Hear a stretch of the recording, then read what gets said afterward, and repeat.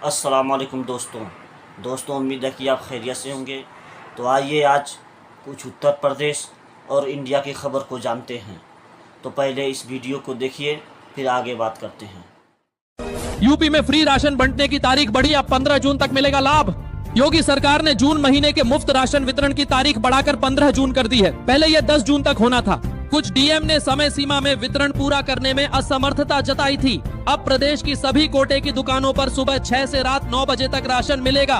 प्रदेश में लगभग 3.64 करोड़ कार्ड धारकों के 14.62 करोड़ लाभार्थियों को अंत्योदय और पात्र गृहस्थी योजना के तहत बिना किसी परेशानी के मुफ्त राशन उपलब्ध कराया जा रहा है। बाढ़ से निपटने की तैयारी तेज, यूपी के 44 जिलों की 118 तहसीलों में एक साथ मॉक ड्रिल।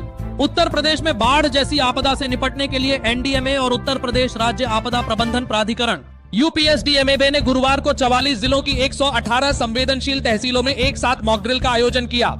लखनऊ के योजना भवन से वीडियो कॉन्फ्रेंसिंग के माध्यम से गतिविधियों का संचालन किया गया। इसमें प्रशासनिक, पुलिस, स्वास्थ्य, सिंचाई, पशुपालन विभाग सहित एनडीआरएफ और एसडीआरएफ के अधिकारियों ने भाग लिया। बिना पूछे बिजली 10% महंगी कैसे की, यूपीपीसीएल चेयरमैन पर जमकर बरसे ऊर्जा मंत्री एके शर्मा।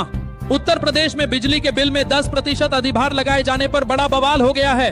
ऊर्जा मंत्री एके शर्मा ने यूपीपीसीएल के चेयरमैन आशीष गोयल को कड़ा पत्र लिखकर फटकार लगाई है। उन्होंने पूछा कि जून के बिल में 10% अधिभार लगाने का फैसला बिना उन्हें बताए और अनुमति के कैसे लिया गया। मंत्री ने कहा कि इस फैसले सरकार की छवि बिगाड़ी। उन्होंने कुशल कर्मचारियों की अनावश्यक छंटनी पर भी गहरी नाराजगी जताई। स्वर्ण शताब्दी एक्सप्रेस पर पत्थरबाजी, चटका शीशा, उसी कोच में सवार थे आरएसएस प्रमुख मोहन भागवत।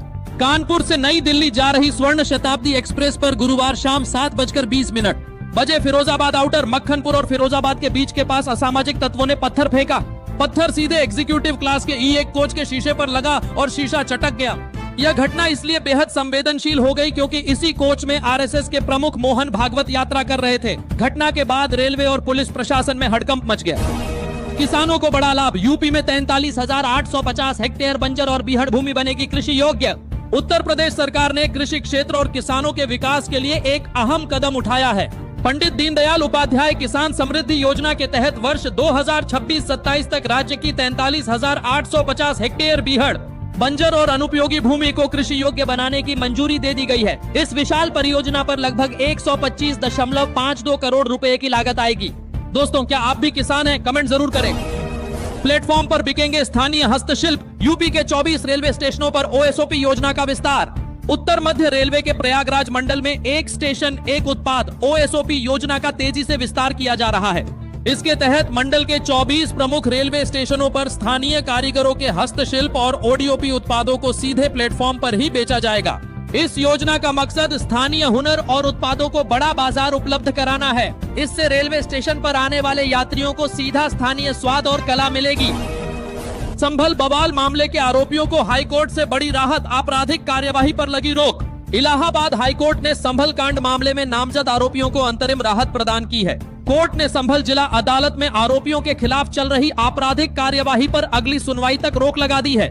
यह याचिका भारतीय नागरिक सुरक्षा संहिता BNSS की धारा 528 के तहत दाखिल की गई थी। मामला 2024 में कोतवाली थाना क्षेत्र में दर्ज हुआ था। अदालत ने यूपी सरकार से 2 सप्ताह के भीतर हलफनामा मांगा है। आंगनबाड़ी केंद्रों का मेन्यू बदला, अब बच्चों और गर्भवती महिलाओं को मिलेगी हलवा, बर्फी और खिचड़ी। उत्तर प्रदेश के आंगनबाड़ी केंद्रों में बच्चों और गर्भवती महिलाओं के पोषण स्तर को सुधारने के लिए मेन्यू में बड़ा बदलाव किया गया है। नए उच्च पोषण मेन्यू के तहत अब उन्हें आटा बेसन का हलवा, बर्फी और मूंग दाल की खिचड़ी परोसी जाएगी। इसके साथ ही अति कुपोषित बच्चों के स्वास्थ्य को तेजी से सुधारने के लिए उनके मेन्यू में एक विशेष ऊर्जा युक्त हलवा भी शामिल किया गया है। पुष्टाहार देकर कुपोषण की दर को कम करना मकसद है।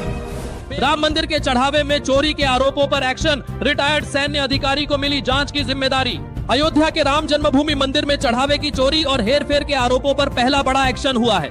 मामले की गंभीरता को देखते हुए एक रिटायर्ड सैन्य अधिकारी को जांच की जिम्मेदारी सौंपी गई है। 4 दिन पहले अखिलेश यादव ने यह मुद्दा उठाया था। तभी से ट्रस्ट के महासचिव चंपत राय अपने कमरे में नहीं गए हैं और 8 तारीख से ही रामकोट स्थित नवीन भवन में डेरा डाले हुए हैं। नेता विनय कटियार ने भी भड़क उठे हैं। तो दोस्तों, आपने वीडियो देख लिया और वीडियो के जरिए आपको न्यूज़ मालूम हो गया। फिर ऐसे ही वीडियो देखने के लिए मेरे चैनल को सब्सक्राइब करें।